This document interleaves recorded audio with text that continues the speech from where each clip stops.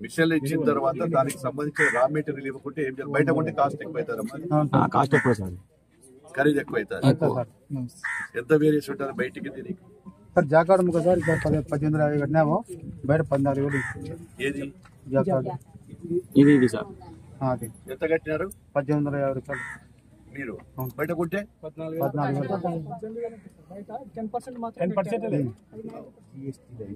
GST వస్తుంది మీకు. బయట ఏమవుతుందంటే రెండు ఉంటాయి. నీ బాధ నాకు అర్థమైంది. ఇది కంపెనీ మేడ్ అని చెప్పేటప్పటికి గవర్నమెంట్ ట్యాక్స్ 18% వస్తుంది. బయటోడు తయారు చేస్తే వాడు హ్యాండ్ మేక్ చేసుకుని అనఫిషియల్ గా అమ్ముతాడు. దానికి గ్యారంటీ ఉండదు, వారంటీ ఉండదు మీకు. ఆ వారంటీ లేనప్పుడు ఆటోమేటిక్ గా చెడిపోయినా వాడేం పట్టించుకోడు. ఇది వారంటీ ఉంటుంది. నీకు ఆ వేరియేషన్ 18% వచ్చేది 14,000 నువ్వు లెక్కేసుకుంటే అంతే అవుతుంది. 2,000 పెరుగుతుందా? జిఎస్టీ అయితే కట్టాల్సింది. అది ప్రభుత్వం ఇచ్చినప్పుడు అది ఖచ్చితంగా నీకు పడుతుంది. అది మీకు ఎట్లా ఇచ్చిన ప్రభుత్వం అయితే ఇప్పుడు నీకు 10% కదా తీసుకునేది. ఒకవేళ 2,000కి ఇచ్చింటే నీది 200 రూపాయలు ఎక్స్ట్రా ఉంటుంది. ఓ రోజులో సగం కూలి పోయింటది. కూలి చాలా తక్కువ సార్. ఈ నూనెది మళ్ళీ ఎట్లా చేస్తే ఎట్లా ఇప్పుడు మేము అనుకుంటే ప్రభుత్వం ఒకవేళ గట్టిగా ప్రయత్నం చేస్తే, నేను మానవ ప్రయత్నం చేస్తే ఏం చేయొచ్చు చెప్పండి వీళ్ళకి. అదే సార్, వీళ్ళకి మామూలు ఆకు మాత్రం కొంటారు సార్. వీళ్ళు నేసిన ప్రొడక్ట్స్ పంచర్ కానీ లింగెస్ కానీ ఆకు మాత్రమే ఉంటుంది. ఆకు నుంచి పేమెంట్స్ రావాలి. వీళ్ళకి వర్కింగ్ క్యాప్ కూడా క్యాష్ క్రియేట్ బ్యాంక్ నుంచి ఇవ్వాలి. బ్యాంక్ నుంచి ఇచ్చేసి ఆకు ప్రొక్యూర్మెంట్ జరిగి పేమెంట్స్ జరిగితే కంటిన్యూస్ వర్క్ ఉంటుంది. అప్పుడు ఇప్పుడు సబితమ్మ కదా దాన్ని చూస్తున్నది, సబితకే కదా, సబితమ్మకి ఉన్నారు. ఈ నూనె ఎక్కువ ఇప్పియాలి. వీళ్ళు అడిగినది కావాలా చేయాలంటే తను అనుకుంటే చేయగలదా? వాళ్ళ తన నుంచి ఏమన్నా ఏం చేయొచ్చు?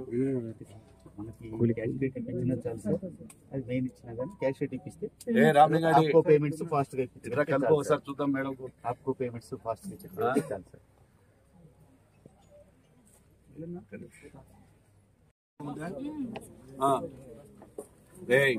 చేస్తున్నారు.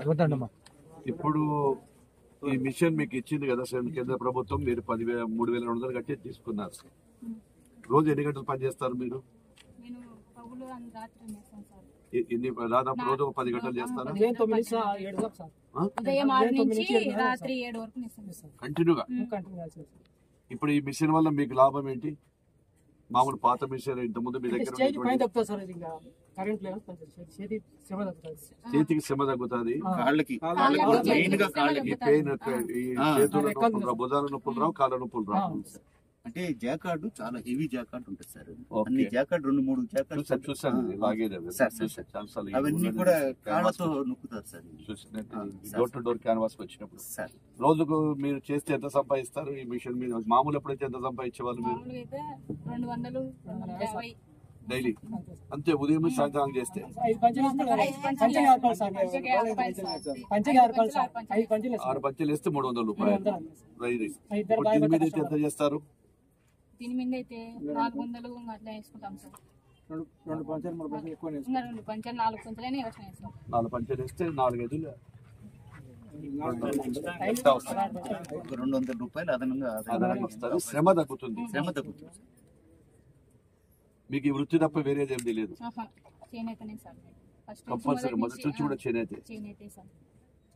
వేరే పని చేయలేరు, ఇది తప్ప వేరేది రాదు. ఈ ఊర్లో 22 కుటుంబాలు, 28 ఉండేది. 20 మందికి ఇస్తున్నాం సార్. మీరంతా వారేనమ్మా? మొదటి నుంచి కూడా చేనేత కుటుంబాలే.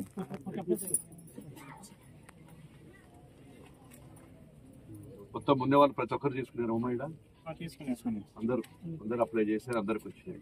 వీళ్ళకి ఇక్కడికి వచ్చినటువంటి చేనేత కుటుంబ సభ్యులకు, మహిళామణి సోదరిమణులకు, అదేవిధంగా గ్రామ నుంచి వచ్చినటువంటి ప్రజలకందరికీ, సోదరి సోదరులందరికీ కూడా నా హృదయపూర్వక నమస్కారం తెలియజేస్తా ఉన్నాను. గతంలో చేనేత కుటుంబాలంటే తెలుగుదేశం అంటే చేనేత కుటుంబాలు అనేటువంటి విధంగా నాడు ముఖ్యమంత్రి నాటి ఎన్టీ రామారావు స్థాపించినప్పుడు కూడా ఈ యొక్క చేనేత కుటుంబాలకు ఒక గౌరవం ఇవ్వాలి. అది ఆఫ్ చేయమ్మా, గాలి వస్తుంది. చేనేత కుటుంబాలను ఆదుకోవాలనేటువంటి ఉద్దేశంతోనే ఎప్పుడు కూడా చేనేత అన్నలకు తెలుగుదేశం పార్టీ అండగా ఉండేది. ఇది కొద్ది కాలంగా ఇప్పుడు వచ్చినటువంటి నూతన విధానములో, కొత్తగా వచ్చినటువంటి విధానాల్లో ఇది ఏదైతే ఇది ఉందో చేనేతలు అనేటువంటిది కార్మికులు, ఇందాకే అడిగాను కొంతమంది సోదరీమణులను, ఆ వృత్తి తప్ప వాళ్ళు ఏ వృత్తి చేయలేము, ఈ యొక్క వృత్తి మూలన పడిపోతా ఉంది. ఏదైతే ఈ కాటన్ కు సంబంధించినటువంటి కూడా ఇవంతా కూడా వెనక పడిపోతున్నప్పుడు వారికి అందరికీ కూడా అవకాశాలు కల్పించాలి.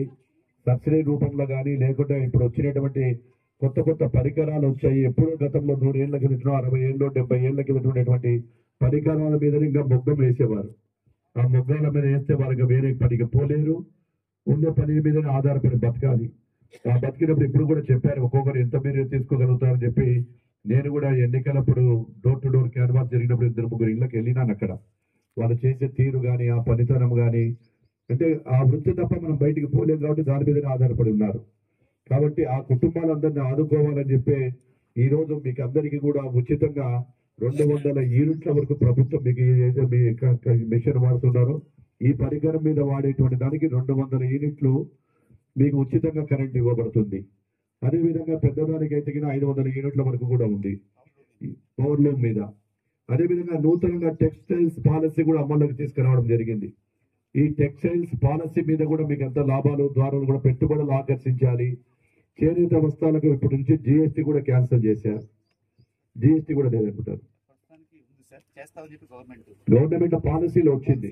మొన్న కేబినెట్ లో కూడా పాలసీలో తీసుకున్నప్పుడు చేనేత వాళ్ళకి ఎదిగిన జిఎస్టీ 18% అవుతుంది. దానివల్ల ఖరీదు ఎక్కువ అవుతుంది. బట్ట ఖరీదు ఎక్కువైతే కొనే వాళ్ళు తగ్గిపోతూ ఉన్నారు. తగ్గుతున్నారంటే ఏం చేయాలని అడిగినప్పుడు గౌరవ ముఖ్యమంత్రి గారు కూడా, మన మంత్రి సబితమ్మ కూడా అడగడం జరిగింది. ఎందుకంటే అది 18% అంటే మీకు 100 రూపాయలకు 18 రూపాయలు తగ్గిపోతుంది. అది తగ్గించాలని చెప్పి దాన్ని కూడా పాలసీలో పెట్టారు, ప్రభుత్వ పాలసీలో. అది కూడా తొందరగా అయిపోతుంది. అదేవిధంగా మీకు ఎవరికి లేని విధంగా 50 ఏళ్ళకి పింఛను. అది ఓన్లీ కేవలం చేనేతలకు. ఎందుకంటే ఎక్కువ కష్టపడతారు వాళ్ళు, ఎక్కువ రోజులు వాళ్ళకి ఇబ్బందులు వస్తాయని చెప్పే ఉద్దేశంతో కూడా తీసుకొని ఉన్నాం.